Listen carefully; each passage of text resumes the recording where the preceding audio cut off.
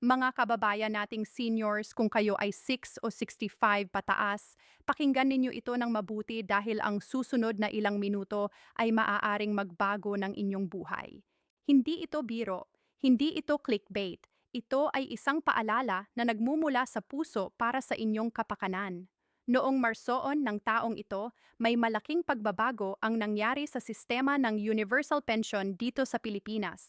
At ang masakit na katotohanan, maraming senior citizen ang hindi pa rin nakakaalam.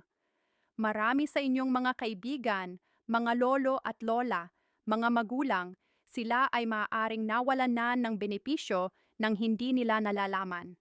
Pay at TED000 bawat buwan ang pinag-uusapan natin dito. Hindi maliit na halaga iyon. Iyon ay bigas, gamot at liwanag sa bahay para sa isang buwan. Kaya kung kayo o ang inyong mahal sa buhay ay nakatanggap na ng universal pension o nagbabalak pa lamang mag-apply, mangyaring huwag patayin ang video na ito dahil ipapakita ko sa inyo kung sino ang apektado ng mga pagbabagong ito, kung bakit nawalan ng benepisyo ang ilan, at kung paano ninyo maaaring ma-maximize ang inyong mga karapatan bilang isang senior citizen ng ating bansa. Kasama na rito ang mga tips na hindi makikita sa ibang lugar tungkol sa SSS, GSIS at ang inyong sweldo pensyon na pinaghirapan ninyo sa loob ng maraming taon. Manatili kayo, nagsisimula na tayo. Magsimula tayo sa pinakapangunahing tanong. Ano ba talaga ang universal pension o ang tinatawag na social pension para sa indigent senior citizens? Sa ilalim ng Republic Act 994 o ang Expanded Senior Citizens Act, ang gobyerno ay nagbibigay ng 500 bawat buwan bilang social pension sa mga indigent seniors. Iyon ay mga matatanda na walang regular na kita, walang pensyon mula sa SSS o GSIS at walang sapat na suporta mula sa pamilya. Ngunit sa loob ng maraming taon, nagkaroon ng mga panawagan na palakihin ang halagang ito, at sa huling mga taon, may mga lugar na nagsimulang mag-alok ng dagdag na tulong mula sa lokal na pamahalaan. Ngayon, ang pausan na binabanggit natin ay isang kombinasyon. Ang ilang lokal na pamahalaan, lalo na sa Maynila, Quezon City, at iba pang mga lungsod ay nagdadagdag ng sarili nilang subsidyo sa federal pension para maabot ang P1,000 bawat quarter o minsan bawat buwan. Ngunit narito ang problema, hindi pantay-pantay ang programa sa buong bansa. Ang inyong kapitbahay sa ibang probinsya ay maaaring tumatanggap ng ibang halaga kaysa sa inyo. At pagkatapos ng Marso 1, may mga seniors ang bigla na lamang naputulan ng benepisyo at hindi nila alam kung bakit. Ito ang parte na gusto kong bigyang pansin ang inyong buong atensyon. Dahil sa nakalipas na ilang buwan, nakatanggap kami ng maraming mensahe mula sa mga seniors at sa kanilang mga anak na nagtatanong, bakit hindi na namin natanggap ang pensyon o nag-apply na kami pero wala pang nangyayari? Una, kailangan nating pag-usapan ang tinatawag na revalidation o re-verification ng mga benepisyaro.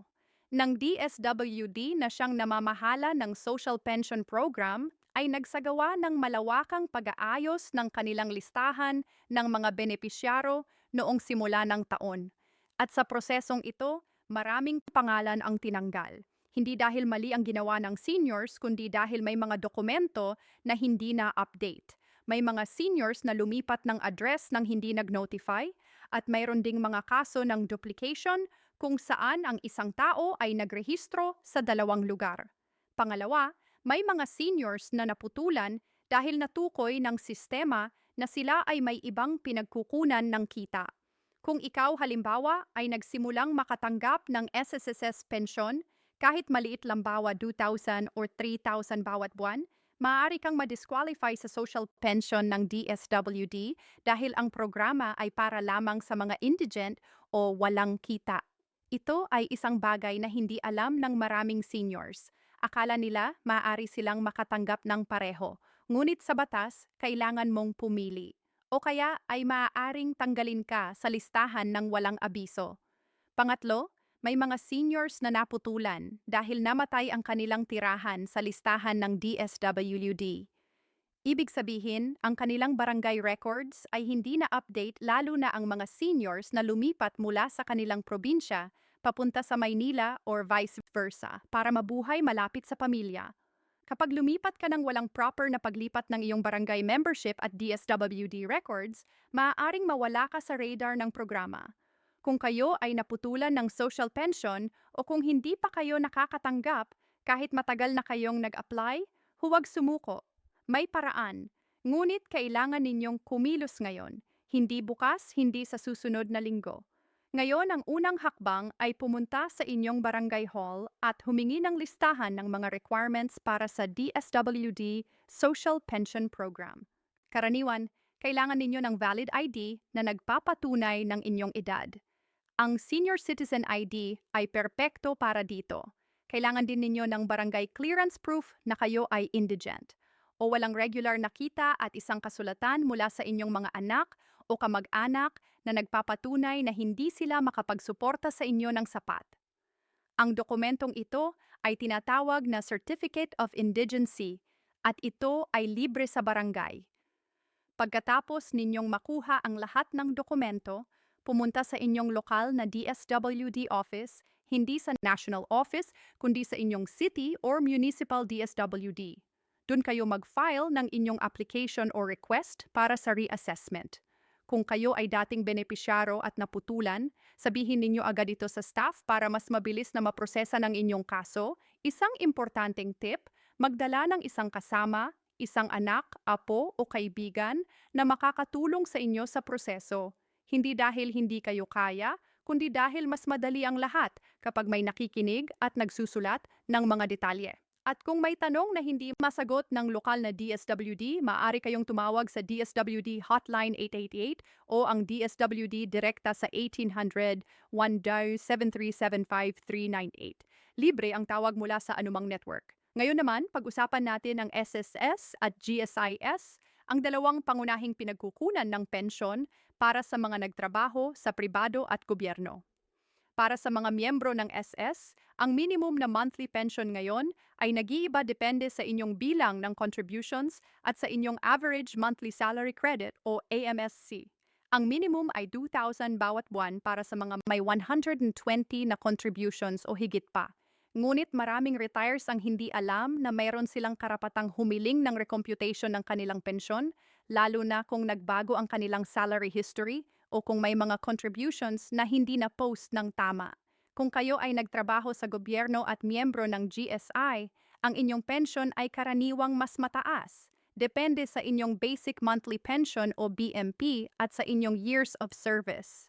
Ang GSIS ay nagbibigay din ng mga dagdag na benepisyo tulad ng e-card na nagbibigay sa inyo ng mas madaling access sa inyong account. Kung wala pa kayong e-card, pumunta sa pinakamalapit na GSIS office para maaari kayong mag-enroll. Narito ang isang mahalagang bagay na maraming hindi nakikinig.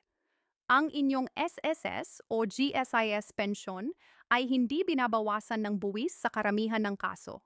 Ang retirement benefits na ibinibigay ng SS at GSIS ay tax-exempt sa ilalim ng Philippine Tax Law. Ibig sabihin ang buo nitong halaga ay para sa inyo. Ngunit kung kayo ay tumatanggap ng ibang kita habang may pension tulad ng negosyo o upa sa bahay, ang kita na yon ay maaring taxable pa rin. Kaya maganda na kumonsulta sa isang accountant o sa BIR kung mayroon kayong ganoong sitwasyon. Mga kababayan, gusto ko ring ibahagi sa inyo ang ilang mga praktikal na estratehiya para hindi kayo malaglag sa pagitan ng mga sistema. Una, siguraduhin na updated ang inyong contact information sa SSS, GSIS at DSWD. Maraming seniors ang hindi nakakakuha ng mga abiso dahil nagbago na ang kanilang address o telepono pero hindi nila in-update ang kanilang mga record. Ang isang simpleng pagbabago ng address sa sistema ay maaaring maiwasan ang pagkawala ng mga bayad. Pangalawa, pag-aralan ang inyong option sa pagitan ng lump sum at monthly pension, lalo na kung kayo ay baguhan pa lamang na retire. Ang SSS ay nagbibigay sa inyo ng pagpipilian. Maaari kayong kumuha ng lump sum payment para sa lahat ng inyong kontribusyon o maaari kayong manatili sa monthly pension. Para sa karamihan ng seniors na nakatira ng matagal pa, Ang monthly pension ay mas maganda dahil tinitiyak nito ang regular na kita para sa inyong buong buhay. Ngunit kung kayo ay mayroong malubhang sakit at ang buhay ay maikli na, ang lump sum ay maaaring mas praktikal. Kumonsulta sa inyong pamilya at sa isang pinagkakatiwalaang tagapayo bago gumawa ng desisyon. Pangatlo, huwag kalimutan ang 13th month pension. Ang SSS ay nagbibigay ng 13th month benefit sa Disyembre at ang GSIS ay may katulad na programa. Siguraduhin na alam ninyo kung kailan ito darating at kung paano ninyo ito matanggap alinman sa direktang deposito sa inyong bangko o sa pamamagitan ng inyong SSSUID card. Pang-apat, mag-ingat sa mga taong nagpapanggap na ahente ng SSS or GSIS. Maraming mga scammer ang lumalabas ngayon na nangunguna sa mga seniors na nag-aalok na tulungan sila sa kanilang pensyon para sa bayad. Tandaan, ang SSS at GSIS ay libre ang serbisyo. Walang dapat bayaran para sa pag-apply o pag-claim ng inyong benepisyo kung may humingi sa inyo ng pera para dito tumakbo at iulat sa pinakamalapit na pulis o sa SSS GSIS mismo. Mga kababayan, gusto ko kayong bigyan ng oras para marinig ninyo ito ng mabuti. Kayo ay nagtrabaho ng mahirap. Kayo ay nagbayad ng buwis. Kayo ay nagtaas ng pamilya, nag-ambag sa komunidad at tumulong sa pagtayo ng bansang ito. Ang inyong pensyon, anuman ang halaga nito, ay hindi regalo ng gobyerno. Ito ay karapatan ninyo. Ito ay kinikita ninyo sa loob ng maraming dekada ng pagsusumikap. Kaya naman huwag kayong mahiyang humingi ng tulong para matiyak na makuha ninyo ang lahat ng benepisyong nararapat sa inyo. Huwag kayong matakot na bumalik sa SSS or GSIS office kapag may tanong. Ang mga empleyado doon ay nandoon para sa inyo. At kung hindi sila tumutugon ng maayos, maaari kayong mag-file ng reklamo sa Civil Service Commission o sa SSS GSIS Ombudsman. At sa mga anak at apo na nanonood ng video na ito, kasama ang inyong mga magulang o lolo at lola. Pakiusap, samahan ninyo sila. Ang isang oras ng inyong oras ay maaaring magbigay sa kanila ng libu-libong piso na benepisyo na nararapat sa kanila. Iyon ang pinakamahalagang bagay na magagawa ninyo para sa inyong pamilya ngayon. Kung nakatulong sa inyo ang video na ito, pakiusap na i-share ito sa inyong mga kaibigan, sa inyong group chats, at sa mga minamahal ninyo na senior citizens. Maraming seniors ang hindi pa rin updated sa mga pagbabagong ito at ang isang share ay maaaring magbago ng buhay ng isang tao. I-comment din ang inyong mga katanungan sa ibaba. Nagsisikap kaming sagutin ang bawat isa. At kung gusto ninyong malaman ang mas marami patungkol sa SS Survivors Benefits, PhilHealth para sa senior citizens, o ang bagong 4PS updates para sa mga senior na nangailangan, mag-subscribe na po kayo at i-click ang notification bell para hindi kayo makaligtaan ng susunod na video. Hanggang sa muli, alagaan ninyo ang inyong sarili. Kumain ng maayos, magpahinga at tandaan kayo ay mahalaga, kayo ay minamahal at ang inyong mga karapatan ay buhay pa rin. Salamat po sa pakikinig. Ito ang inyong kaibigan at nandito pa rin ako para sa inyo. No.